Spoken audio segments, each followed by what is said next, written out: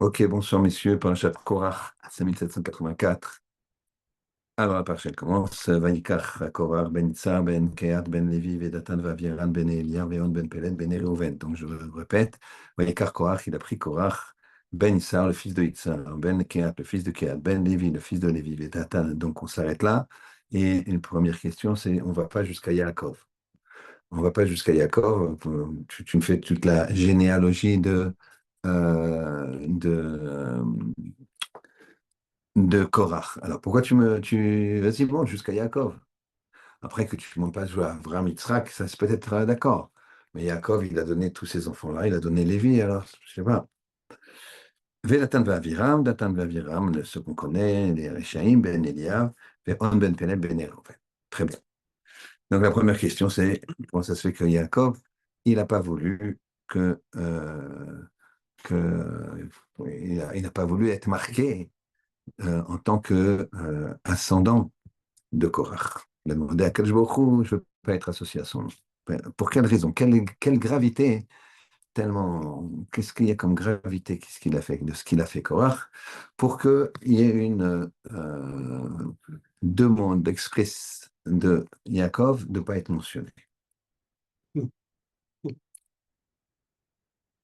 Alors, ça, c'est la première question. Deuxième question. Korach, comme chacun sait, c'est Ramshneh dans le Midrash Tanchuma, il va agresser Moshe avec deux questions. Deux questions d'ailleurs qui se ressemblent. Première question, il va dire, je ne comprends pas, toi tu nous dis qu'un tzitzit, donc un tzitzit, les fils de tzitzit, il faut qu'il y ait un fil qui soit bleu. Très bien. Pourquoi ce fil? Bah, parce que quand je vois le bleu de ce fil, je pense à la mer, jolie mer, d'accord, monsieur, c'est les vacances, donc commence à y penser. Bien sûr, plage séparée. À la mer. Après, en pensant à la mer, je pense au ciel, puisque, et en pensant au ciel, je pense au trône céleste. Je pense au trône céleste. Alors, il dit, puisque c'est ça, c'est le but du Techelet. À ce moment-là, si j'ai qu'à faire un t-shirt en Techelet, tout bleu, entièrement, c'est encore mieux. Qu'est-ce que tu as besoin de mettre un fil comme ça? C'est pour penser. Alors, la même chose des mezuzot. Les mezuzot, c'est une protection pour qu'il y ait une marque de Torah dans la maison. Alors, si c'est ça, est-ce qu'on a besoin de mettre dans une maison pleine de livres de Torah, ou un Beth Midrash, une mezouza? On n'a pas besoin. Tu rentres, tu as des livres partout. Et pourtant, Moshe lui a dit, si on a besoin, et si on fait le fil de traînette, et si, alors il a dit, mais c'est n'importe quoi. Ça n'a aucun sens ce que tu dis, donc tu es un imposteur. Maintenant, sa question, elle est logique quand même. Si tu me dis, mais si je t'imagine, je te dis, mets-toi un petit bandeau vert pour penser à la verdure, je ne sais pas quoi. Alors, si tu es une chemise ou un t-shirt tout vert, d'accord, à plus forte raison que tu vas penser à la verdure. Donc, je ne vais pas me mettre par-dessus un brassard vert. Donc, sa question elle est logique. Réponse de Moshe, rébellion de Korach. Comment c'est possible? Quelle erreur d'interprétation a-t-il fait? D'autre part, troisième question. Il y a quand même un problème. C'est que Korach, c'est un homme Talmid Chacham, riche. Il avait un poste important. Il était responsable de porter les ustensiles. Et qu'est-ce qui lui a pris de se rebeller? Qu'est-ce qui lui a pris de se rebeller? Qu'est-ce qui a pris de... Qu'est-ce qui s'est passé? Qu'est-ce qui s'est passé dans sa tête? La question d'avant, c'est pas la même. La question d'avant, c'est qu'est-ce qu'il a vu dans le détail de, qu'est-ce qu'il a vu dans le détail de cette mitzvah de tzitzit et de mezuzot pour venir s'impliquer dedans. Ici, c'est son état d'esprit qu'on cherche à voir, pas précisément sur les questions qu'il a posées à Moshe. Alors, qu'est-ce qui lui prend? Il est bien, il est heureux, il est à la tête d'une grande famille, des enfants, des petits-enfants. Quatrième question. La punition de Korach a été terrible. Dans cette punition, on voit que quoi? Que même les nourrissons, ils ont été punis. On n'a jamais vu ça.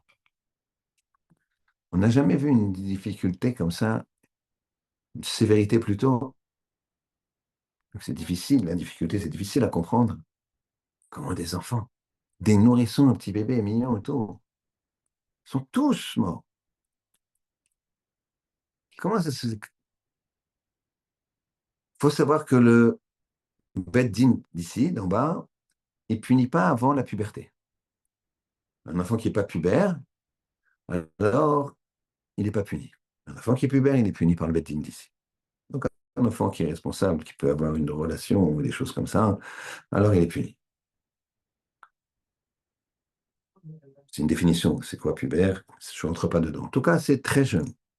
Mais c'est quand même pas un nourrisson. On voit qu'il a quand même conscience de ce qu'il fait. Peut-être par mitzvah, bat mitzvah. En tout cas, ça reste. C'est pas un nourrisson. C'est pas 5 ans. C'est pas 4 ans. C'est pas 3 ans.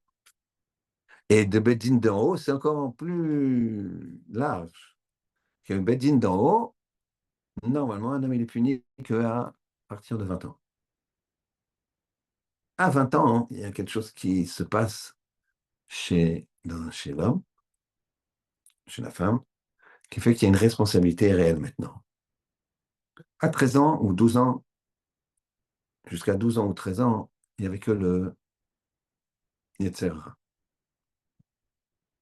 À 13 ans, le Yetzer Hara, il rentre. Alors, beaucoup de gens me disent, Rav, vous êtes sûr, vous n'êtes pas trompé? Parce qu'en général, jusqu'à 11 ans, 12 ans, 13 ans, c'est mignon, essaie de voir, tout va bien. Puis après, c'est l'apocalypse. Comme dirait Rav Ben Chetrit, c'est la guerre de 14-18. D'accord? Donc, c'est quoi ça? Alors, on a déjà expliqué une fois que à 13 ans, jusqu'à 13 ans, il n'y a que le Yetzer Hara, mais il n'y a personne à qui se battre. Donc, il est calme. Tant que l'enfant, il fait, c'est pas compté, il n'y a pas à se battre. À partir de 13 ans, par mitzvah, le jour de la bar mitzvah ou de la bat mitzvah, le Yetzer Hara Tov, il rentre. Mais il est tout petit. Il n'a pas d'expérience. Donc là, il est très, très mal face au Yetzer Hara, qui a une grande expérience déjà. Donc, ici, ça va être le problème va être ici. Que Yetzer Hara il va se déchaîner.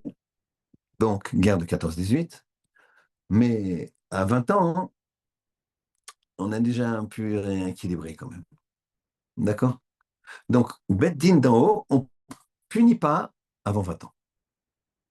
Alors, vous avez des fois, on voit des drames, des enfants malades, des enfants qui partent de ce monde à tout âge. Ça, c'est encore d'autres régions, d'autres calculs. Là, c'est pas, on ne peut pas, on dirait, simplifier à ce point-là, mais ils ne sont pas punis pour leur faute. Ils vont être punis pour autre chose. C'est peut-être des Gilgolim, des grands sadikim, il leur manquait quelques années, etc., etc. Il y a beaucoup de possibilités de réponse. Ce n'est pas le chir aujourd'hui. Donc, on voit ici qu'il y a une réelle sévérité qui est anormale. D'où elle vient? Pourquoi? Cinquième question, enfin. Vous allez penser que j'ai eu un coup de soleil par rapport à la question, parce qu'on va parler de la création du monde. Et on va dire, voilà, il est passé déjà l'année prochaine. Quoique ça approche, hein. Ça approche toujours. Ça vient. Dans la création du monde, on regarde, Et on voit qu'il y a un jour où il n'y a pas marqué Tov. Il y a un jour où il y a marqué 2 fois Tov. C'est le mardi. Marqué 2 fois Tov, que c'est un jour 2 fois Tov. Quand Hachem, il a vu qu'il a créé le jour, il évoquait, vous voyez, Erev, et il est marqué 2 fois Tov dans le jour du mardi. Par contre, il y a un jour où on n'a pas mis Tov. Un jour où on n'a pas mis Tov. C'est le deuxième jour. Après, on a mis 2 fois Tov dans le troisième pour montrer que bon, il ne manque pas de Tov. Il ne manque pas de bon, il manque pas de bons résultats. Alors, pourquoi il n'y a pas de mot Tov dans le deuxième jour? Qu'est-ce que c'est? Kadosh Baruch Hu, il a privé le deuxième jour d'une bracha qui s'appelle Tov. Tov, comme chacun sait, ça veut dire bien et ça veut dire de l'avenir, comme vous savez à ce chiot. Donc ça veut dire que il faut du Tov. Le matin, tu te réveilles, il faut que la journée elle soit Tov. Comme ça, il y a de l'avenir dans ton projet, il y a de l'avenir dans ta tefila, il y a de l'avenir dans ton limoud, dans ton étude de Torah, il y a de l'avenir dans, etc., etc. Donc, il faut que ce soit Tov. Très bien. Il n'y a pas Tov le deuxième jour. Alors, on reprend rapidement les questions. Première question, Yaakov, il a supplié Hachem de ne pas être associé au nom de Korach, à l'ascendance de Korach, et ça s'arrête à Lévi.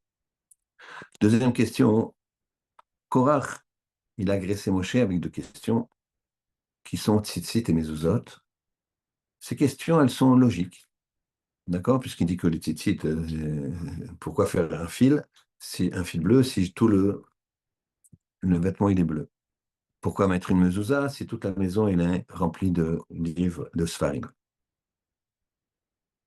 La question est bonne. Quel problème? Qu'est-ce qu'il a vu? Quelle est l'erreur de Korach? Ensuite, troisième question. Korach, c'est un homme, Talmid Racham, un grand homme, riche, avec un poste important, qui était chargé des Kélim du Beth Amikdash, du Mishkan. Plutôt, à l'époque, c'était le Mishkan, le Beth Amikdash, le temple ambulant. Qu'est-ce qu'il lui a appris? Quatrième question. Pourquoi une punition si terrible? Même les nourrissons. Et cinquième question. Pourquoi le deuxième jour de la création n'est pas indiqué comme Tov, comme beau, comme ayant de l'avenir? Alors, on va commencer déjà par essayer de comprendre en expliquant un petit peu ce qui s'est passé. Korach, il a eu on va dire, un coup de jalousie terrible lorsque Elitzaphan ben Uziel a été nommé chef de la tribu de Lévi, de Kehat. Par rapport à, comment à celui qui était aîné, d'accord, des frères, eh bien, ça aurait dû être Korach. Amram, c'était le frère aîné.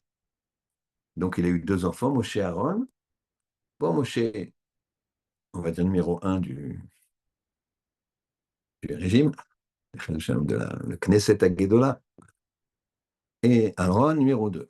Bon, ça, Korach, quand il a vu ça, il a rien dit. Par contre, maintenant, Korach, il, Korach, il, il voit que Elitzaphan ben Uziel prend la place numéro 3, c'est-à-dire Nassi de Lévi. Et alors que le père de Korach était l'aîné du père de Elitzaphan ben Uziel. Donc, ça ne respecte pas. Alors là, il envoie du favoritisme et il commence à fomenter une révolution. Donc là, il a regardé, lui, il est 3. Ah, ça aurait dû être moi. Lui, il est quand même chef de tous les ustensiles. Il a un poste énorme. On peut dire que c'est numéro 4. Il était déjà 4, donc il a pensé il viendrait 3, il n'est pas devenu 3. Qu'est-ce qui se passe ici? On parle de grands hommes. On ne parle pas des élections avec les désistements, ils marchaient même l'un et de l'autre. On parle pas de ça. On parle des gens qui sont des talmidei chachamim. Alors, qu'est-ce qu'il a fait? Il a fomenté une rébellion. Et la tribu proche de la tribu de Lévi, c'était la tribu des Réhouven. Donc, il a pris 250 de la tribu de Réhouven. Et ces gens-là, ils ont été influencés. D'où faire attention à son voisin, faire attention à ses fréquentations. Il se rebelle contre Moshe. Et là, Moshe va faire un test, un examen. Il va leur dire, bon, vous voulez prendre la place d'Aaron, mais tous, vous estimez tout ce que vous voulez. Ok, d'accord, on va faire quelque chose. Aaron, et vous les 250, et toi, Korach, et toi, Datan Ve'Aviram, vous allez prendre votre encensoir. Vous allez prendre votre encensoir. Vous allez allumer demain, donc demain matin, tous rendez-vous, vous allez allumer. Et vous allez sortir du camp. Il faut savoir que Nadav et Avihu, les fils d'Aaron, étaient morts parce qu'ils avaient pris leur encensoir, ils avaient été dans le Kodesh HaKodashim, l'endroit où on accepte ce type d'encens, mais ils sont venus à un moment qu'Akadosh Baruch Hu n'avait pas décidé. Et ils sont morts de trop de rapprochement avec Hachem, dans un moment où Hachem n'a pas décidé. Ils ont sanctifié le nom d'Hachem. Donc on voit que c'est mortel. On voit que c'est mortel. On voit quoi?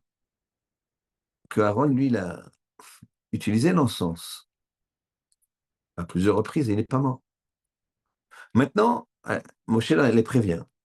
Il leur dit, il y en a un seul de vous qui va rester en vie. Un seul de vous. Alors, et les 250 là, ils devraient se dire, on n'est pas du niveau de Korah, on n'est pas du niveau d'Aaron. Ben, ils ont été. Imaginez, vous avez un pistolet, d'accord? Il y a 250, plus Korah, 251, plus Datan Biram, 253, plus Aaron, 254. Donc vous avez un pistolet qui contient dans le barillet 254 balles. Vous enlevez une balle, vous tournez le truc et vous dites, vas-y, mets ça sur ta tête. Je ne pense pas que l'un d'entre nous va le faire. Pourtant, c'est ce qu'ils ont fait. C'est ce qu'ils ont fait. Tu as une chance sur 254. Et en plus, il y en a un qui a déjà manipulé l'encens et qui est resté en vie. Bon, les dés sont joués, quoi. Il n'y a pas de suspense. Et il n'y a pas eu de suspense, enfin pour nous. Il n'y avait pas eu de suspense. Comment ça se fait? Comment ça se fait, des gens intelligents? Alors, il faut bien comprendre. Bien comprendre. Il y a deux problèmes. Problème, hein? Alors on va le faire une petite boutade comme ça. Une fois, il y a un homme qui traverse le chemin. Il est dans le chemin, il est entre deux villes. Il a un âne. Sur l'âne, il y a son épouse. Et lui, il est assis et il tire l'âne. Il croise un homme qui lui dit, mais excusez-moi, monsieur, peut-être je me mêle de ce qu'il ne regarde pas, mais euh, c'est à vous d'être... faut se faire respecter, quoi. C'est à vous d'être sur l'âne et madame, ça va, elle s'est suffisamment reposée. Faites ce que vous voulez, mais soyez pas trop chez vous. Donc je sais que ça c'est pas comme ça qu'il faut faire et qu'il y a beaucoup de gens qui me regardent et qui me disent nous, on peut même pas envisager de parler comme ça, mais bon, de toute façon, messieurs, vous allez voir, c'est une boutade. Donc, qu'est-ce qu'il fait? Qu'est-ce qu'il fait ce monsieur? Il dit, oui, il a raison. Il dit à sa femme, s'il te plaît, descends, je vais monter sur l'âne. Il monte sur l'âne. Et elle tire l'âne. Voilà, qui croise plus tard, il croise un autre homme. Et là, on lui dit, si vous n'avez pas honte, votre femme, elle tire l'âne, vous êtes assis tranquillement. C'est une honte. Vraiment, je comprends que vous soyez fatigué, mais moi, j'aurais pris mon épouse et j'aurais mis sur l'âne avec moi. Et là, il me dit, ah ouais. Il dit à sa femme, bah monte. Il monte, encore un homme qui passe. Et alors là, lui, il est violent, là. C'est, c'est le défenseur des animaux. Défense des animaux. Il défend les animaux. Il leur dit, mais vous avez pas honte. Regardez cet âne, il est en sueur, il a l'air, il est haletant. C'est honteux. Franchement, vous devriez, vraiment, c'est honteux ce que vous avez fait. Vous devriez descendre et le porter. Il est tellement fatigué, le pauvre. Et il s'en va. Et la femme, ils se disent, ah ouais, tiens, peut-être. Ouais, ils descendent et ils portent l'âne. Et voilà que il y a plus tard, ils portent. Plus tard, il y a deux hommes qui passent. Il y en a un qui dit à l'autre, t'as vu ça? C'est vraiment rigolant, hein? Et l'autre, il lui dit, ouais, ouais, j'avais jamais vu de ma vie deux ânes qui en portent un. Le mari et la femme, c'est des ânes. Qu'est-ce que tu réagis à chaque réaction, chaque, comment dirais-je, conseil que te donnent les gens? C'est pas qu'il faut pas écouter les conseils, mais c'est normal, la femme, elle est faible, elle est plus fatiguée, l'âne, il peut pas supporter deux personnes, ça, il va s'écrouler. Oh, la femme, elle est devant, ça, ils avaient choisi la bonne solution. Qu'est-ce que tu viens écouter des gens qui sont idiots? Après, tu vas te retrouver à porter l'âne. Eh bien, c'est ça qu'ils ont fait. Les 250, Datan et Aviram, on les met de côté. Pourquoi? Parce que c'était les Rechaïm de... Et le rachat, il va jusqu'au bout. Quand il est rachat, il va jusqu'au bout. Il est comme le scorpion. On a dit, une fois, un scorpion a trouvé une grenouille. Et il a dit, il s'est approché de la grenouille, elle s'est enfuie. Le scorpion a dit, ah, je ne veux pas te faire de mal. Il a dit, pourquoi alors? Pourquoi tu viens vers moi? Il vient près de moi. La grenouille, elle lui a dit, écoute, le scorpion, il lui a dit, écoute, grenouille, tu vois, je voudrais que tu me fasses traverser la rivière. Il dit, mais tu vas me piquer. Il dit, mais réfléchis, je ne vais pas te piquer. Si je te pique, je coule. Je ne sais pas nager. Bon, la grenouille, elle a confiance. Elle prend le scorpion sur son dos et au milieu de la rivière, tac, le scorpion, il pique. La grenouille agonisante lui dit, mais je ne comprends pas, tu vas mourir toi aussi. Il dit, ouais, mais c'est dans ma nature, c'est plus fort que moi. Donc Datan et Aviram, on n'en parle pas. Des gens qui n'ont pas voulu travailler à leur nature, des gens qui s'aiment du début jusqu'à la fin, on comprend, c'est l'image qu'on vient de donner. Mais les 250, c'était des gens bien. Comment ça se fait qu'ils ont pu être aveuglés? Eh bien, dès qu'on est ce qu'on appelle, on a des négiotes, on est intéressé par quelque chose, on a un profit éventuel. Alors parfois, la volonté de ce profit, l'espoir d'avoir cette chose-là, elle me fait oublier la rationalité. Vous regarderez, il y a des gens qui se, qui vont s'acharner. Je connais une personne, par exemple, qui s'acharne, qui est quelqu'un qui définit, qui arrive à concevoir des produits, à les développer, mais pas à gérer une société. Alors, plusieurs fois, des gens du business, des experts dans le business, lui ont dit, prends un gestionnaire, t'es pas gestionnaire. Non, il doit être PDG, gestionnaire, tout. Et il a fait 3 produits qui ont cartonné, mais chez les concurrents, qui l'ont copié. Troisième fois, il veut toujours pas. Mais qu'est-ce que tu veux? Tu veux ta tête, première page du Time ou de je ne sais pas quoi. Mais Stamas, c'était un peu ça. Non. il avait tellement cette... et les produits étaient bons. À ce moment, la gestion était catastrophique. Donc on peut, et c'est souvent le cas.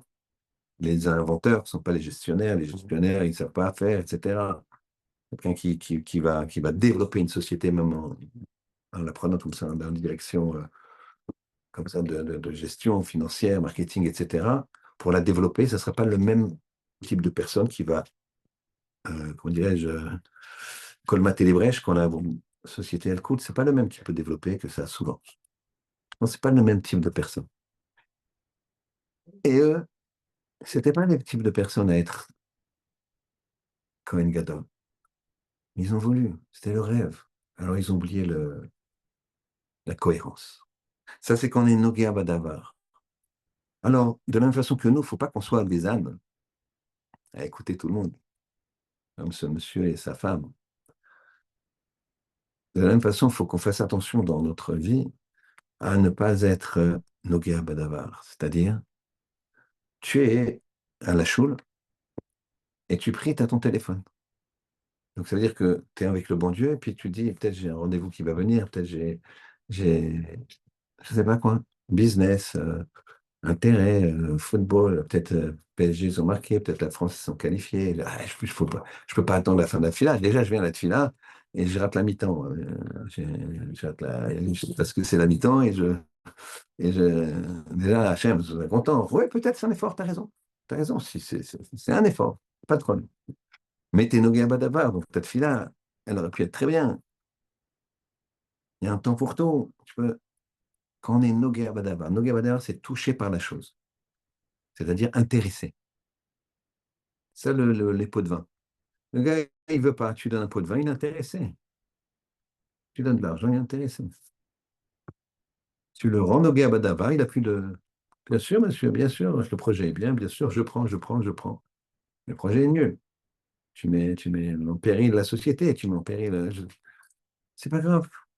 Noguer Badava, il prend de l'argent. Le cavode, tout. Dans la vie, il faut faire des introspections profondes et régulières pour se dire pourquoi je fais ça. Pourquoi je fais ça. Dans le limo d'aujourd'hui, j'ai vu quelqu'un, je sais pas, j'ai discuté avec une personne remarquable qui, dans les études de Torah, hein, il y a plusieurs courants, et vous avez le courant de faire plus la Gemara, de réfléchir tout le temps, c'est le courant de faire plus halakha, c'est-à-dire halakha, les lois, l'un étant différent de l'autre, l'un étant très différent de l'autre. Et je discutais avec un avraire, et il me disait, je ne sais pas, qu'est-ce que tu en penses? Là, je fais le courant halakha, mais je sens que c'est pour avoir un diplôme de Rav tamponné, pour avoir ce qu'on appelle une smicha. Je sens pas que c'est ce qui m'intéresse d'étudier. C'est ce que je fais. Et ça, c'est remarquable. Pourquoi? Parce qu'on est dans la Torah, là. Et il se dit, il sent pas que c'est ça dont il a besoin. Il sent qu'il est intéressé à avoir un diplôme. C'est intéressant. Voilà, je suis Rav, tac. Même si on ne fait pas comme ça avec le diplôme, tu, tu, tu le dis, tu sais. Alors, moi, je lui ai dit, continue parce qu'il est au milieu d'un cycle qui finit au mois d'août. Je lui ai dit, continue jusqu'au mois d'août. Après, je te conseille d'arrêter. C'est que tu as fait déjà 2 ans sur le domaine, tu es à un mois et demi, donc valide ce que tu es en train de faire. Après, laisse passer les fêtes, mais je pense qu'il vaut mieux que tu arrêtes. Parce que si c'est pour ça, c'est pas comme ça qu'on étudie. Et ça, c'est remarquable, que la personne, elle fait une introspection sur elle-même. Ça, c'est quelqu'un de bien. Alors nous, c'est ce qu'il faut faire. Si les 250, ils avaient fait une introspection, eh bien, ils ne seraient pas alliés à Korach. Korach, c'est la même chose. Korach, il a commencé par le Kodesh. Il a dit, Moshe, il y a un problème dans ce que tu nous enseignes. Un tzitzit bleu, ça suffit. Et tout le vêtement bleu, ça suffit pas, il faut quand même mettre le tzitzit bleu. c'est du mensonge. Et il expliquait avec des raisons halachiques, pas juste comme ça qu'on me le présente. Leur discussion, c'était quoi? C'était est-ce qu'il faut que je fasse exactement le mode d'emploi du Ribono Shel Olam, avec les endroits où je ne comprends pas, je me suis bloqué, ou alors j'ai une possibilité de... Lui il disait non, quand tu vois que c'est pas logique, alors c'est que c'est toi qui l'as donné, le Moshe. Et Moshe dit non, non, non, je t'assure, c'est pas comme ça que ça marche. Il y a, dans tous les détails, il faut au fil blanc là, un fil bleu. Il faut une mezouza. C'est comme ça, le bon Dieu il a dit, ça ne dépend pas des livres qu'il y a dedans, ça ne dépend pas s'il il est bleu. Il faut une mezouza. Dans un endroit où il y a plein de, même s'il y a plein de, rempli de sfarim, et un fil bleu, même s'il a... Alors que lui disait, non, on n'est pas dans le détail à ce point-là, c'est pas ça qui veut Hachem. Et il y a des gens qui disent, ça va, oui, c'est vrai, je ne fais pas Shabbat, mais je suis très droit avec les gens, moi. Hein. Très honnête, je ne vole pas, je ne trinque pas, je ne vends pas ce qu'il ne faut pas. Donc moi, avec les gens, je suis bien. Avec Dieu, ça va, il comprend, il est bien, il est gentil, mais les gens, vous regardez autour de vous, il y a des gens qui vous disent ça. Ils vont rebondir en disant, ah, ben, j'ai vu le barbu du coin de la rue. C'est vraiment, moi, il a trouvé le barbu. Et puis là, tu dis, non, mais le barbu, là, il s'appelle, ta photo du monde du son nom, il s'appelle Ahmed, hein, il ne s'appelle pas Moshe. Hein, tu t'es trompé de barbu. C'est vrai que malheureusement, Yetzirah, il est là pour tout le monde. Mais les personnes comme ça, ils vont se justifier. Ils vont se justifier. Alors, il y a quelque chose d'assez facile à leur dire, c'est que sous quel critère tu es honnête? Quelqu'un qui dit, moi, je suis honnête. Et par contre, je ne fais pas les mitzvot, mais je suis honnête, moi. Je suis honnête. Avec tous les trucs qui circulent, moi, je ne fais pas ça. Mais bon, Shabbat, le bon Dieu, il connaît mon cœur. Là, tu peux lui dire, même ton honnêteté, je mets en doute. Si tu lui parles comme ça, si tu le connais bien, quoi. Sinon, il peut te... Tu dis, poliment, sur quelle base vous dites que vous êtes honnête? Sur quel type de loi? Parce que les lois de l'État, elles ne sont pas forcément honnêtes. Regardez un petit peu ce qui se passe. Quand on fait des séquestrations, on roule des gens parce qu'ils sont juifs, etc. Je parle même que juifs ou pas juifs. Qu'est-ce qui se passe? Moins de 2 ans ferme, les gens, on leur fait rien, quoi. Un casier, et 2 ans ferme, il faut y aller, quoi. A contrario, quelqu'un qui ferait une fraude fiscale, il va prendre ferme, prison ferme. Alors, je n'ai pas dit que c'est bien. Chas v'shalom, mais on est en train de dire le contraire. Mais donc, c'est pour vous dire que les lois, comment c'est les lois? Donc, sur quelle base vous êtes honnête, monsieur, sur les lois du pays qu'il faut suivre? Quand elles sont correctes, il faut suivre. C'est ça, Dina des Malchut Dina. Les lois du pays, c'est les lois du pays, il faut faire. D'accord? Les impôts, ils nous protègent.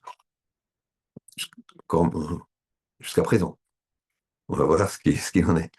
Mais les policiers nous protègent. Avec nos impôts, on paye les policiers. D'accord? Donc, mais les lois de business comme ça, même si quand il y a un problème, tu vois bien que le din, la, la sentence, elle est des fois très, très injuste, anormale. Donc, sur quelle base vous êtes honnête? Ça, c'est Korach. Korach, il a dit, moi, je m'arrange. Avec le bon Dieu, je m'arrange. Le tzitzit, non, il n'a pas voulu faire ça. Je peux mettre un truc complet. Je m'arrange. Et Moshe lui dit, tu peux pas t'arranger. C'est pile poil. Il a dit non. Si tu dis ça, c'est que tu es un charlatan. Que tu ne veux pas qu'on bouge de rien, tu veux nous tenir comme ça. Ça lui a dit. C'était une vision différente de ce qu'on voit d'habitude. C'est bien sûr qu'il est Nogé Abadava pour être calife, on ne va pas dire ça de Moshe Rabbeinu, pour être chef à la place du chef. Nogé Abadava. Mais il a induit ça avec une réelle discussion halachique, une réelle discussion de, de vue de ce qu'est la Torah et de ce que veut de nous Hachem. Chose que Moshe lui a expliqué, le moindre détail, il faut le faire. Alors qu'est-ce qu'il a fait? Il a fomenté une marloquette, une rébellion. Et là, c'est catastrophique. On a posé la question, et on y répond, pourquoi le deuxième jour de la création, il n'y a pas Tov? Incroyable. On ne fait pas attention jusqu'à ce que je vois cette, cet enseignement, je n'avais jamais fait attention. Jamais fait attention. 2 jours de la création. Là, vous avez votre Torah pour dans 6 mois. Pourquoi? Bien parce que le deuxième jour de la création, qu'est-ce qui s'est passé? Hachem, il a séparé les eaux d'en haut et d'en bas. Il a fait un espace. Il y a les eaux, d'en haut et d'en bas, ils étaient ensemble. Et il les a séparés. Il a fait un espace comme ça. C'était nécessaire. Nécessaire pourquoi? Pour que le monde continue à se créer. Sinon, où tu mets la terre, où tu mets tout ça, qu'est-ce que tu mets sur la terre? Donc, c'est une séparation. Or, une séparation, une séparation, c'est jamais bon. Même si c'est Hachem qui l'a fait. C'est pas les autres qui se sont disputés, qui se sont dit, bon, écoute, moi, ça me saoule, je remonte là-haut. Mais Hachem, il fait une séparation, il dit pas tort. Pour montrer à l'homme que dans la création, si tu te sépares, si tu fais une marloquette qui sépare les gens, c'est catastrophe. Puisque même quand c'est les Shem Shamaïm, à partir du moment où ça se transforme en marloquette, chacun ou une des parties ayant une néguia, à ce moment-là, c'est catastrophe, c'est la fin du monde. Et pourquoi? Parce que nous, chacun de nous, on est une partie de Neshama. Toute petite partie de Neshama.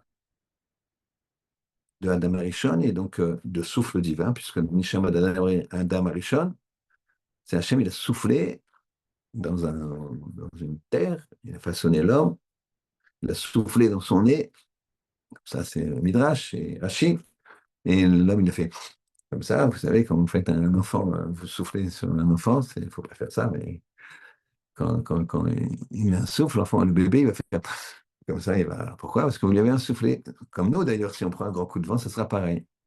D'accord? Ce système-là, c'est ce qu'il a eu d'Adam Arishon.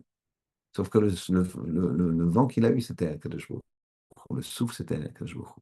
Ça a créé la Neshama. La Neshama, après, la faute de Adam Arishon, elle a explosé, et c'est dans chacun de nous. C'est pour ça que quand le but, c'est le shalom. Le but, c'est d'être en shalom. Il n'y a pas parce que tu es Ashkenaz, Farad, Tunisien, Marocain, religieux, pas religieux, sioniste, pas sioniste, l'armée, pas l'armée, on est ensemble. Chacun, c'est une armée. C'est une armée, on est une armée. L'armée, si les fantassins ils ne veulent pas aller avec l'aviation, ben, l'aviation, elle ne pourra rien faire sur le terrain. Elle peut tout détruire, mais c'est tout. Elle va pas. Les fantassins, eux, s'il se passe de l'aviation, ben, ça va être très compliqué pour eux. Donc, etc., etc., etc. Donc, quand il y a une marloquette, là, tu casses tout. Tu casses tout la marloquette. Aaron, il était Oev Shalom, Rodef Shalom. Marqué dans Pirkei Avot, dans le premier Pérec. Lui, il était à sa place. Lui cherchait le Shalom, Rodef Shalom. Cherchait le Shalom. Rodef, ça veut dire qu'il entendait qu'il y a une marloquette, il entendait qu'il y a un problème du Shalom Baït. Qu'est-ce qu'il faisait? Alors, en général, comment ça se passe? Ils appellent, monsieur le rabbin, voilà, avec ma femme, ça ne va pas du tout. Est-ce que vous pouvez nous recevoir? Écoutez, bah, on va voir. Demain, je ne peux pas, après-demain, dimanche. Écoutez, pas avant la semaine prochaine, tel jour, telle heure. Je ne jette pas la pierre. D'accord? Les gens ne sont pas disponibles, ne sont pas disponibles. Alors, on disait, bon, écoutez, moi, si vraiment c'est urgent, là, je finis la Avodat Hashem, après, je dois aller voir une famille pour le Shalom Bayit et comme vous, mais ça va durer 1 heure et demie. Après, je dois aller voir un problème de deux associés qui sont disputés. Je vais aller voir ça. Et donc, ça va mener à minuit et demi, 1 heure du matin. Est-ce que ça vous convient? Si c'est vraiment, vous êtes là à deux doigts moi, je suis là. Rodef Shalom. Alors, nous, on n'est pas comme ça. Pas moi. On va remporter, etc. On n'est pas comme Aaron. On dit, voilà, écoutez, il y a le temps pour tout, mais pas lui. Rodef Shalom, Oev Shalom, il aimait le Shalom. Il ne supportait pas une marloquette. Il entend qu'il y a une marloquette, tac. Là, j'ai entendu que tu disputais, bien. Je ne veux pas me mêler de ce qui ne me regarde pas. Mais, Aaron, comme si tu disputes, d'un coup, tu as un coup de fil de Raphaël Kanievski qui t'appelle, qui dit allô? Oui, bonjour, c'est Raphaël Kanievski à l'appareil. Il paraît que tu t'es disputé avec ta femme. Est-ce que tu peux faire Raphaël Kanievski? Il y a un avare qui lui dit, Rav, j'aimerais voir avec vous. Moi, je suis un prince de la Torah. Le prince de la Torah, c'était Raphaël. Il n'a pas dû oser dire je suis un prince, mais j'étudie la Torah toute la journée. C'est ça, c'est ça la lumière. Pas comme vous, bien sûr, mais toute la journée. Et ma femme, elle veut que je descende les poubelles. Ça, je suis pas d'accord. Alors qu'actuellement, on a quand même un conflit. Parce que je veux pas descendre les poubelles, mais elle non plus. Alors, je vais pas appeler les enfants pour descendre nos poubelles. Donc là, ça fait 3 jours que ça s'accumule un petit peu à l'entrée de la. Très bien. Il rentre chez lui, la vraie. Un quart d'heure plus tard, on frappe à la porte. C'est Raphaël Kanievski. Il arrive. Il voit les poubelles tout de suite à l'entrée, là. Et pour prendre les poubelles, il dit, qu'est-ce que vous faites? Bah, vous ne voulez pas descendre les poubelles, je vais les descendre. Alors, évidemment, il n'a pas laissé parce que je pense que là, il aurait regretté toute sa vie par rapport à ce que les comptes qu'on lui aurait demandé dans le ciel. Histoire véridique. Histoire véridique. Pourquoi tu ne descends pas les poubelles? Sache que quand tu es un homme de Torah et tu descends les poubelles parce que c'est à toi de le faire, c'est pas valeureux pour une femme de descendre les poubelles. C'est à toi de le faire. Tu es un homme de Torah, tu le fais, c'est une mitzvah que tu fais. C'est pas genre, ouais, ils vont me regarder, je donne chiour, je suis là, et quand même, j'espère que personne ne va me voir. Descends les poubelles. Au contraire, ça serait magnifique que les gens te voient. Tu vas en sortir grandi, puisque c'est que tu cherches, ben, tu seras grandi. Fais-toi petit, Hachem te grandira. Le Rambam dit. La Torah, elle le dit. Les Tfilot, elle le dit. Magbiya, Shefalim. Les Shefel, les gens Shefel, les gens modestes, les gens courbés, entre guillemets, vous comprenez ce que je veux dire? Magbiya, il démonte Hachem. C'est ça qu'il aime. Il n'y a aucune raison d'avoir de la gava. Ce qu'on réussit, c'est Hachem qui nous a fait réussir. Pourquoi? Gratuit, c'est évident, c'est gratuit, je parle pour moi en tout cas. Et ce qu'on rate, c'est nous. Hachem nous a aidés, il nous dit, bon, là, tu as un demi-pas à faire, vas-y, fais-le. Je t'ai fait 500 km, je t'ai porté. Là, tu as 50 centimètres à faire, lève le pied, avance. Et même ça, j'ai raté et j'ai pas pu atteindre le but. Donc quand tu rates, c'est toi. Quand tu réussis, c'est Hachem. Et donc, c'est Korach. Il était hors de ce raisonnement. Il disait, je veux arriver à mon but. Son Yetzirah disait. C'est un mec qui peut-être il s'en rendait même pas compte. Quelqu'un qui est Nogé Badavar, il commence à faire d'un mensonge une vérité. Il faut faire très très attention à ça. Parfois, les gens, ils ont des mensonges, ils sont tellement dans le mensonge qu'après, pour eux, c'est vrai. Des gens qui vont vendre des produits. Au départ, c'est un mensonge. Tu ne peux pas vendre ça, hein. Ouais, ça me gêne. Non, mais c'est trop cher. C'est pas vrai. C'est pas de l'or. C'est pas ceci. C'est pas ce que vous voulez. Mais après, ça y est. Au début, c'est comme toutes les fautes. Au début, c'est un peu amer. Des fois, c'est très amer. Là, il faut s'enfuir. Mais tu te dis, ouais, mais ça importe. C'est sympa, ça fait plaisir. Je veux dire, tout type de choses interdites. Sympa avec cette personne. Sympa de manger ça. Sympa de vendre ça. C'est beaucoup d'argent. Sympa, sympa, sympa. Et quand tu l'as fait, au départ, tout juif, il est là. Qu'est-ce que j'ai fait? Ah, amer. D'accord?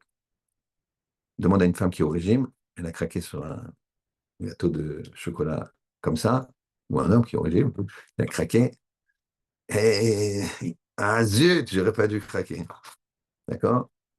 Ça, c'est une petite amertume, vous comprenez bien. Donc, il y a une grosse amertume. Mais après, t'en fais une vérité. Bon, finalement, ça marche. Tout le monde fait ça. Une fois, j'ai eu je ne rentre pas dans les détails parce que j'ai pas le temps, mais une fois, j'ai discuté avec une personne qui faisait quelque chose de pas bien.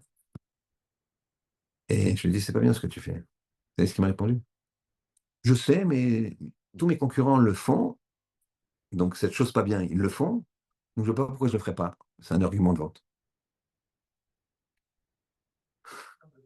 Donc il a fait une espèce de mensonge, il fait un truc vrai, quoi. Tout le monde le fait, donc il s'est donné un alibi.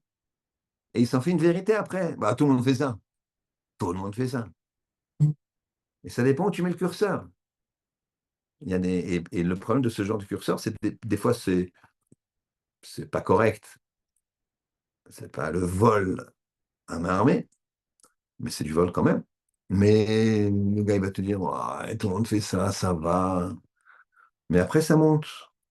Et après, il vole direct. D'ailleurs, la première chose à apprendre à un enfant, hein, c'est de ne pas être négligent. Quand un enfant est négligent, alors il ne fait pas attention à ses affaires. Donc la propriété n'est pas importante pour lui. Donc il aura sa trousse, ses copains ils vont se servir, ou il va perdre ses stylos, et à un moment, puisqu'il ne s'en occupe pas, et à un moment, il va se servir dans la trousse du copain, parce que s'il n'a pas de. Ça fait 4 fois que son prof il lui a dit, t'as pas de stylo bleu, là, je te renvoie. Il arrive, son copain il n'est pas encore rentré en classe, c'est perçu qu'il n'a pas le stylo bleu, hop, il prend, parce qu'il n'a pas la notion, il est négligent avec ses affaires, il pense que les autres aussi. Et de cette négligence, va devenir encore plus négligent et plus négligent. Après, il oubliera de payer ses dettes. Après, il oubliera de payer ses fournisseurs. Négligent. Et il en fera un process. Et ça devient volant. C'était ça, le chemin de Korach. Il a dit non, le bon Dieu, il veut pas ça. Il veut pas tous ces détails. Je m'arrange avec lui. T'en fais pas. Toi, tu es un imposteur, mais moi, je m'arrange avec lui. Eh bien, c'est faux.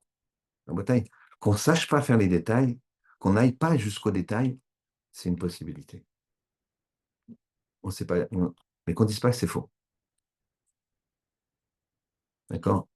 Se lever tous les matins à Chatzot, à 2 heures du matin, pour pleurer sur la destruction du Beth Amikdash, faire des télim pour les otages, faire des télim pour les chayalim, faire des. C'est pas. Personne ne te demande. On n'est pas capable. Je suis pas capable. Non, dis pas, ouais, ceux qui font ça,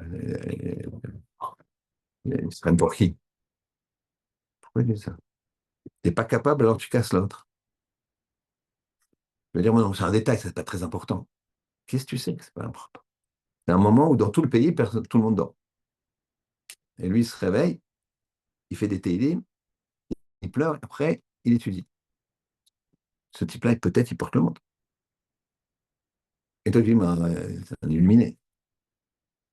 Bah, moi, je vais à la choule, je demandais au rabbin, il m'a dit non, moi, je dors. Eh, c'est un grand là. Ça, c'est notre Korach en nous. On a un Korach en nous, Rabotai. Korach en nous, c'est-à-dire que on va faire notre marché. Ça, je prends pas. Ça, non, ça, je prends pas. Et on va être Noguer Badavar, parce qu'on est Noguer Badavar, qu'on est intéressé par nous-mêmes, alors on ne voit plus, on a des œillères. On est un âne qui porte un âne. On est l'âne qui va porter l'âne.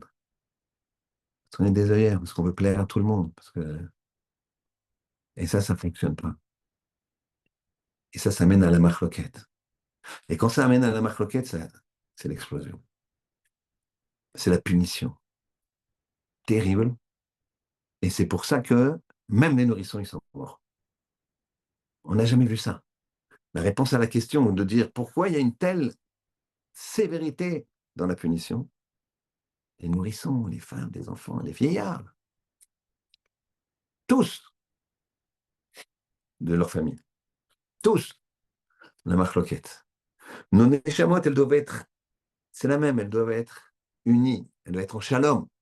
Quand tu fais la marloquette, c'est comme si tu proclames que tu n'es pas d'accord avec l'unicité d'Hachem, avec la complétude d'Hachem.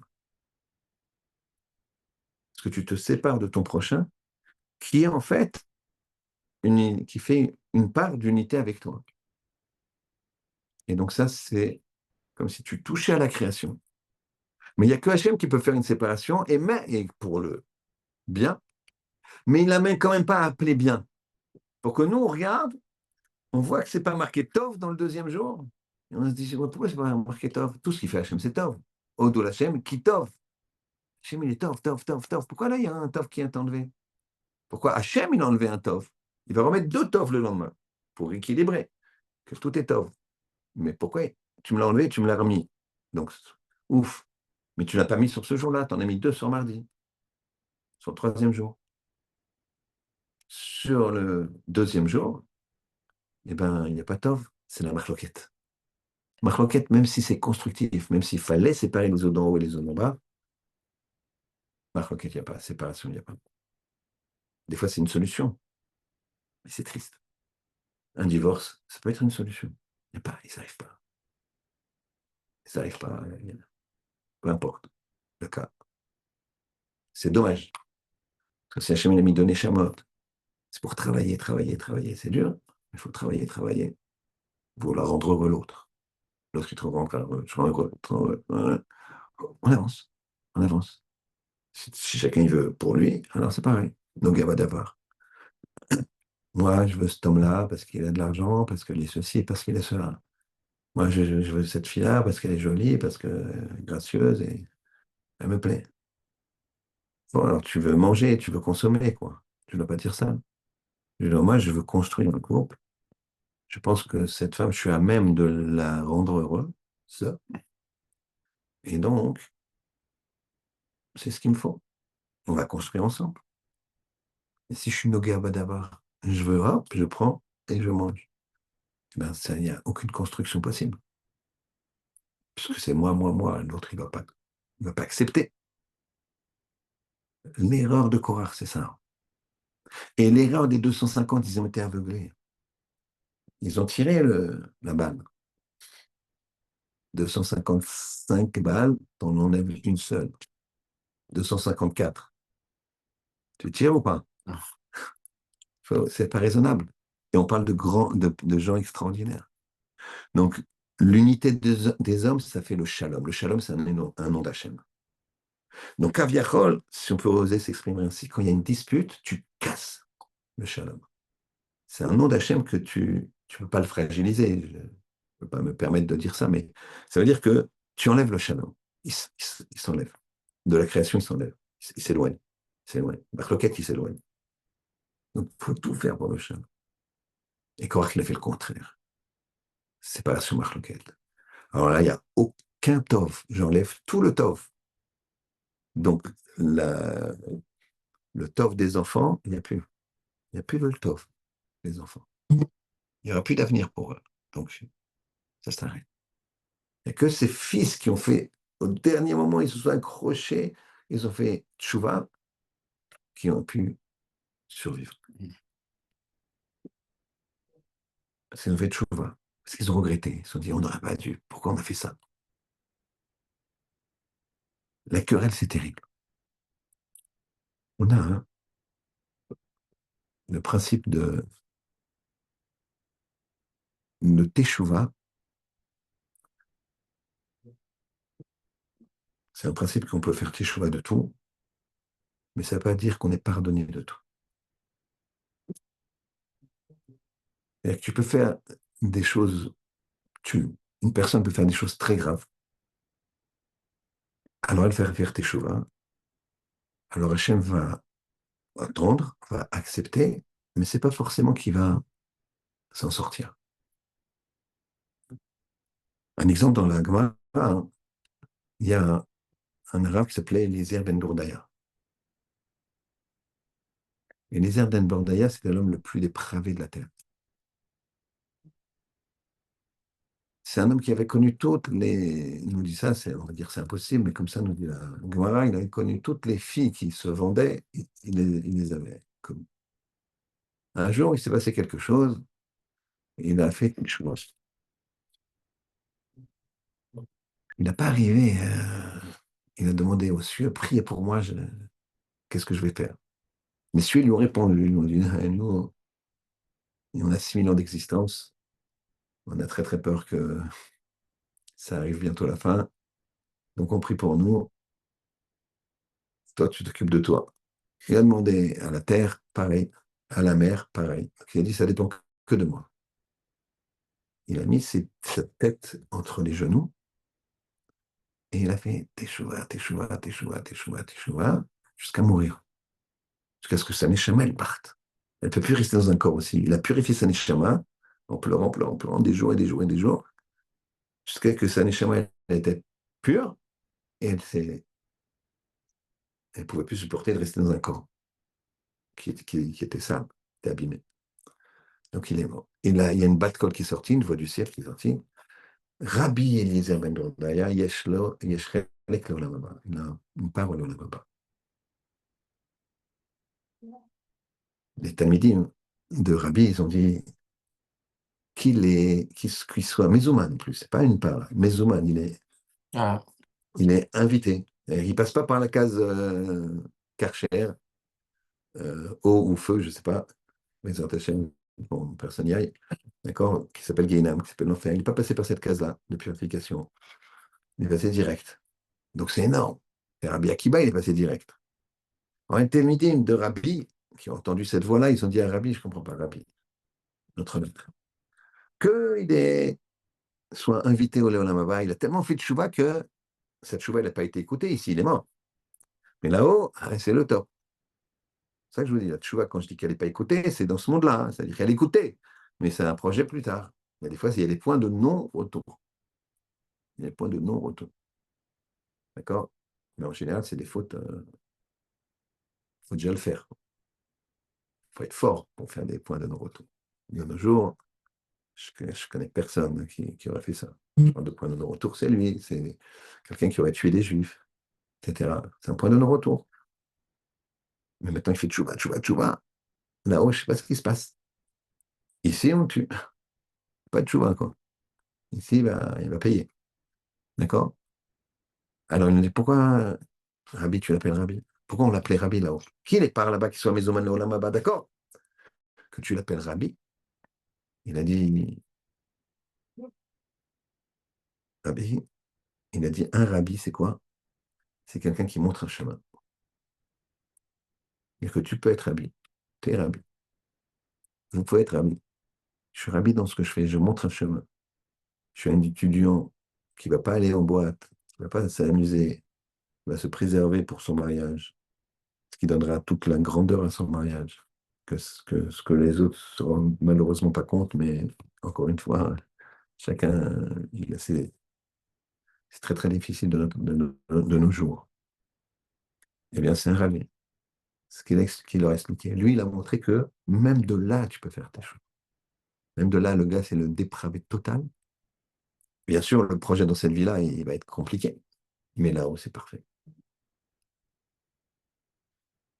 Korach, il s'était dit la même chose. Il s'était dit, non, c'est pas.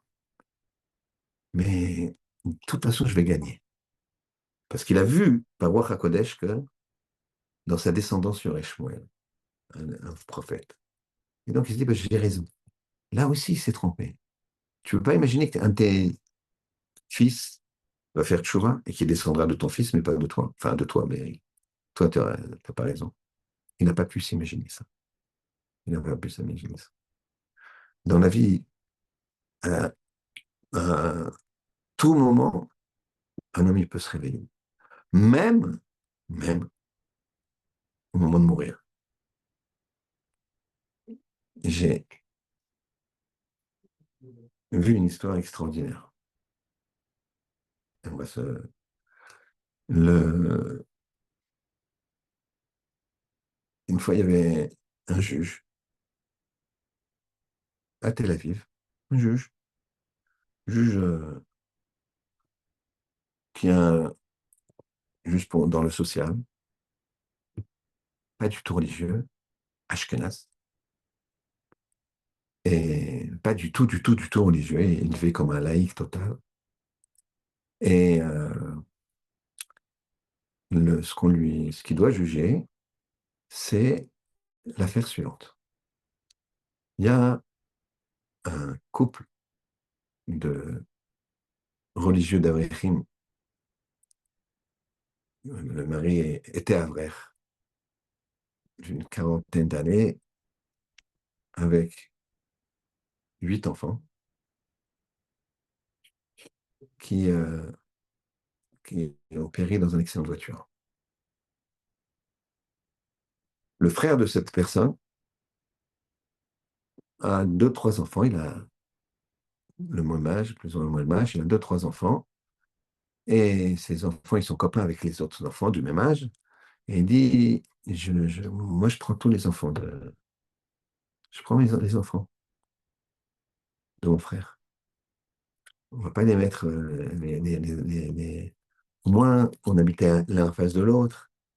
Ils ne cassent pas tous leurs repères. Déjà, c'est tellement dur. Maintenant, il y a des lois là-bas en Israël. Combien vous gagnez? Je peux voir l'appartement? 5 par chambre. C'est quoi cette histoire? Donc, on va appeler ça l'agent social, d'accord? Il s'oppose fermement et donc il y a une procédure. Voilà que le jour de la procédure, le frère, il arrive, il prie tout son cœur. Et le juge, il arrive, déjà d'entrée, il montre que les religieux, c'est pas trop son truc. Il fait parler l'assistant social, là, qui représente ça. Il dit, alors allez-y, etc. Oui. 5 enfants par chambre, c'est inadmissible. Et ça, il commence à... Bon, qu'est-ce que vous voulez dire? Il dit, écoutez, je sais que mais on a l'habitude. Dans toutes nos maisons, c'est comme ça, venez voir. Ben, c'est pas une raison, monsieur, parce que dans toutes nos maisons, c'est comme ça, c'est pas une raison pour infliger à ces enfants-là, mais ils ont tous leurs cousins, leurs cousines, leurs amis, tout ça, ils sont tous comme ça, on est tous comme ça, on vit tous comme ça. Et on arrive toujours, regardez le frigo, c'est pas, il ne déborde pas, il y a de l'entraide, il y a des gens, même de l'étranger qui nous aident. On n'est jamais, on est aidé. Écoutez, pas très convaincant. Et bon, il va donner son jugement. Apparemment, il est là, il discute avec ses assesseurs, il chuchote. Et à ce moment-là, il y a quelqu'un qui arrive, qui lui chuchote quelque chose. Et là, il dit, écoutez, la séance est suspendue. Désolé, on remet ça plusieurs jours. On vous convoquera. On vous reconvoquera, on vous donnera ce qu'on aura décidé. On venait de lui annoncer que son père, donc c'est un monsieur d'une cinquantaine d'années, peut-être 50, 55 ans. On lui annonce que son père, qui n'est pas très jeune, mais qui était très en forme, et un monsieur riche de Tel Aviv, a fait une attaque et les jours sont diagnostic vital engagé, comme on dit. Il va, se précipite et effectivement, il voit déjà les médecins, un truc, Samu, Dieu préserve de voir ça, qui font un signe de tête, genre, et il est agonisant. Et apparemment, ils peuvent rien faire, hein, je sais pas. Et il voit son fils et il lui dit Chez les religieux, il y a ce qu'on appelle la tchouva. Je me suis toujours moqué, mais là, je sens, j'ai un homme noir là qui me tourne autour avec une épée. J'ai compris. Je me suis trompé toute ma vie. Et j'ai un secret à te dire. Je peux pas mourir avec ça. Je fais tchouva. Je l'ai pas dû, je l'ai pas dû. Il lui dit, t'es pas mon fils. T'es le fils de quelqu'un qui a été volé à l'heure de sa naissance parce qu'on n'arrivait pas à avoir d'enfant avec ta mère. Et on t'a éduqué, on a payé pour ça. Et l'infirmière, les médecins, ils ont dit à la maman qui avait accouché que l'enfant était mort. Et son nom, c'est Star. Il balance le nom. Il meurt. Il fait chou. Comment ça se passe là-haut, je ne sais pas. À peine de la mère. Lui, c'est un juge au placé. Donc, il va rentrer dans toutes les archives possibles et inimaginables. Il retrouve, il sait le lieu où il est né. Il va dans les archives de la, de l'hôpital. Il va dans d'autres archives. Là-bas, l'histoire, il détaille exactement tout comment il a fait. C'est lui-même qui a écrit l'histoire. Et donc, il retrouve. Il retrouve enfin. Du poids, c'est un juge, donc il a les renseignements généraux, les services de police, des renseignements qui sont là, qui lui disent, j'ai besoin de savoir ça, ça, ça, et on ne lui demande pas pourquoi tu veux. D'accord? Et finalement, il retrouve, il retrouve la famille. Alors il regarde, pareil, on lui dit, ils habitent là-bas, tel, tel endroit, et il prend sa voiture, immédiatement, dès qu'il a l'information, c'est les jours, les semaines ont passé, hein, il a l'information, et il demande, et c'est telle rue, tel truc, il n'y a pas de GPS, il arrive dans la ville, c'est une ville de religieux, il demande à quelqu'un la maison de monsieur Untel. Ah, monsieur Untel. Deuxième à droite, première à gauche. Il ne comprend pas trop la réaction de la personne il s'arrête et il voit pas beaucoup de voitures. C'était un petit moshav religieux, il voit quand même beaucoup de voitures autour de cette maison et là, quelque chose qui lui glace le sang. Il voit, comme on voit en Israël, une photo, enfin une affiche en noir et blanc qui annonce que dans cette maison, il y a des Shiba, pour que les gens y viennent. Et il regarde, il voit le nom, c'est son père, qui vient de mourir. Il rentre, alors lui, il n'y a même pas de kippa sur la tête, et puis là-bas, c'est pas Paris, une petite choule où à l'entrée, tu as des kippotes pour ceux qui ont oublié. T'as le droit d'oublier, non? Là-bas, c'est moi, chèvre religieux, quoi. Donc il y a quand même quelqu'un qui a un double, le religieux qui fait le footing et qui a deux kippotes pour bien que ça tienne. Il a une kippa, donc il est là. Et puis, il se met en retrait, il ne sait pas quoi faire, il ne connaît pas ce monde, c'est un milieu pauvre. C'est des religieux ultra-orthodoxes, il est là. Il voit le monde qui est là, la hardoute qu'il y a, la gentillesse qu'il y a. Et il écoute ce que les gens disent de son père. C'était un ange. Et après, lui, il reste comme ça. Et les fils qui sont assis, ses frères, quoi, ils sont assis par terre, sur des petits bancs. Ils commencent ils n'ont pas vu trop, il était tout au fond comme ça, ils commencent à parler entre eux. Et il y en a un qui dit à l'autre, tu vois, ça rappelle papa quand même. Il n'a pas une vie très facile, hein. Comment il se levait le matin, il étudiait, il faisait ça, après il travaillait sur ça, c'est dur. Comment il nous a éduqués, comment tous on est sortis des Bnei Torah, tous on est sortis dans le bon chemin grâce à lui. Et cette douleur d'avoir perdu un enfant à la naissance. J'en parlais de temps en temps avec moi. Je me suis même posé une question. Pourquoi il n'oublie pas? Comment ça se fait qu'il n'oublie pas? Il aurait dû oublier, comme s'il n'était pas mort. Et là, Ils entendent un sanglot. Ils voient le gars rasé de près, tête de Tel Aviv technocrate. Il dit, ah monsieur, qu'est-ce qu'il a? Il lui cherche un verre d'eau, ils sont. Puis en même temps, ils sont. Qui c'est ce bonhomme?